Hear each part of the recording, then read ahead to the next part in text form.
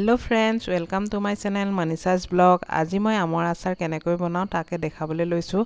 আমখিনি ভালকৈ ধুই ঠাৰি ঠাইত অকণমান কাটি অলপ সময় তিয়াই থলো। পাছত ভালকৈ মচি লৈ টুকুৰা টুকুৰকৈ কাটিলো। এটা গ্লাছৰ বাটিত নিমখ হালধি সানি 2 ঘণ্টা আমখিনি থৈ দিলো আৰু ওপৰতল কৰি থাকিলো যাতে সকলোতে নিমখখিনি ভালকৈ লাগি যায়। তাৰ পাছত ৰ'দত মেলি দিলো। সেই সময়তে মই পাঁচফোৰণ, আজুৱাইন, চফ, জিৰা, ধনিয়া, সৰিয়হ আৰু শুকান জলকীয়া ৰ'দত ভালকৈ শুকুৱাই অলপ খুন্দি ললো। একেবাৰে গুৰি কৰা নাছিলো। তাৰ পাছত আমখিনিত পানী শুকাই যোৱাৰ পাছত এটা বাটিত লৈ হালধি আৰু অলপ দিছো যাতে কালাৰটো আহে। তাৰ পাছত সেই মছলাখিনি দি মই ভালকৈ মিলাইছো। মই মিলাব কামটো কৰিবলৈ অলপ পাহি আহি ওলালে আৰু টাইক কৰিব লাগে, সেইটো কাৰণে টাই কৰিছে। অকণমান দেৰি হৈছে কিন্তু ল'ৰা ছোৱালীকো অলপ কামবিলাক কৰিবলৈ দিব লাগে, সেইকাৰণে মই টাইক কৰিবলৈ দিছো। তাই ভাল পায় এইবিলাক কৰি।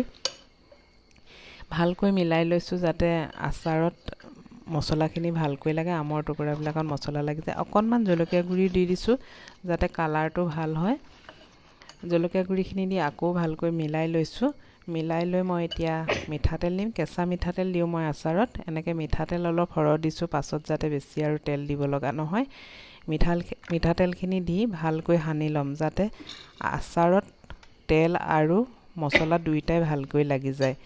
এনেকৈ ভালকৈ সানি লোৱাৰ পাছত মই এই বাটিটোতে 2 দিন ৰ'দত শুকুৱাম যাতে ৰ'দটো ভালকৈ লাগে আৰু সৰিয়হৰ পৰাও তেলটো ওলাই আহে। এনেকৈ 2 দিন শুকুৱাৰ পাছত মই বটলত ভৰাম। ভৰাই আকৌ ৰ'দত দিম কিয়নো আচাৰত ৰ'দটো বহুত জৰুৰী।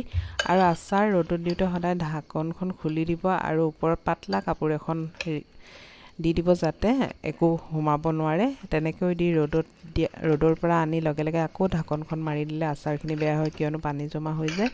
অকণমান সময় খোলা ৰাখি তাৰ পাছতে ঢাকনখন মাৰিব লাগে। এনেকৈ মই মছলাখিনি 2 দিন ৰ'দত দি তাৰ পাছত বটলত ভৰাই এনেকৈ বছৰটোৰ কাৰণে খাম। বৰ সোৱাদ লগা হয়। আপোনালোকেও বনাই খাবচোন। একেবাৰে সহজ পদ্ধতি আৰু এদিনতে আচাৰটো বনাই ল'ব পাৰি। নহ'লে নিমখত দিয়া তাৰ পাছতে আকৌ আচাৰ বনাব বহুত সময় লাগে। এনেকৈ বনালে এটা দিনতে আপোনাৰ আচাৰখিনি সম্পূৰ্ণ হৈ যায়। এনেকৈ এইবাৰ কৰি চাবচোন। মোৰ চেনেলটো চাব, লাইক, ছাবস্ক্ৰাইব কৰিব আৰু কেনেকুৱা লাগিছে কমেণ্ট কৰিব। ধন্যবাদ।